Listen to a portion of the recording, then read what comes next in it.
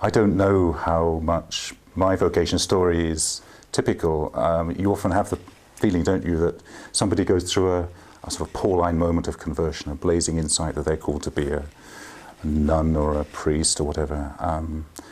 It really wasn't like that for me, and I've always found it rather difficult to tell my vocation story, certainly in kind of really brief and straightforward ways, because it's more like something that crept up on me over the years, an intuition that came to me quite early in my life. You know, about the age of 7, 8 was when I first thought I might want to be a Jesuit, or years before I'd actually ever met any Jesuits, by the way, which makes it even weirder. But then, you know, as you go through adolescence, various scenarios present themselves, various possibilities for a future. And in the middle of that, the idea of being a Jesuit was just one idea among others. Quite how it became the one I ended up choosing, it's not very easy to say. And I guess that's part of the mystery of the whole business of vocation. It's very, I don't know, very seductive to think that things are all terribly clear and that an angel comes down and says, do this. Well, it wasn't like that for me. Maybe it is for some people. I started life at university as a musician. I had this great ambition to be an orchestral conductor of all things. I actually managed to do a little bit of that, which was fantastic. But I think fairly quickly, that sort of image of myself as some great impresario faded, and it was probably a mixture of realizing I wasn't up to it, but also, I think, and to be fair to myself, a sense that wasn't actually going to bring the fullness of life that deep down I think I was actually looking for. So in a flurry of indecision, I decided finally I would go for theology as my next subject, and really through the academic approach to theology that I started to come back to the Catholic tradition, which I got a complicated relationship really, as many teenagers have. A sense that there's something very important here, but I wasn't really satisfied with the Catholicism that I'd met.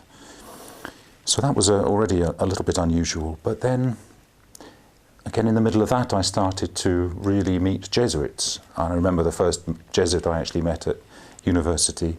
It was an extraordinary experience, kind of very humbling actually in many ways, because I'd been talking about maybe wanting to be a Jesuit, and then suddenly here was a real life person, and that was a slightly odd experience. But there was a quality of being listened to and being understood, which I really, really valued, and which certainly reinforced my sense of wanting to be a Jesuit. I wanted to be able to offer that kind of listening, that kind of welcome, I think, to somebody else's story. It seemed really, really valuable.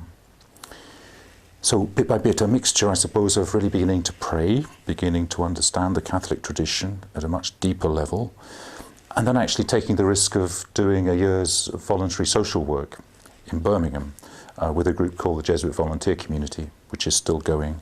That was a real turning point too, partly because it was really hard. I was working with a group of young homeless teenagers. I barely understood a word they were saying at the beginning. It was a totally new world for me.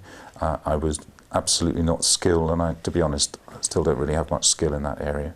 But a real eye-opener, going right out of my comfort zone.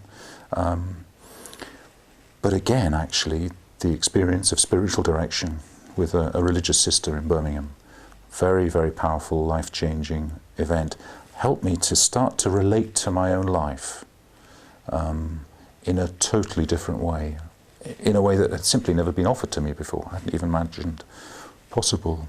And I guess that was the first entry for me into the world of Ignatius's spiritual exercises, and it changed my life. And I began to see that what had before been a kind of rather mysterious sense of attraction to this life was actually beginning to have some kind of solid foundation, some solid reality.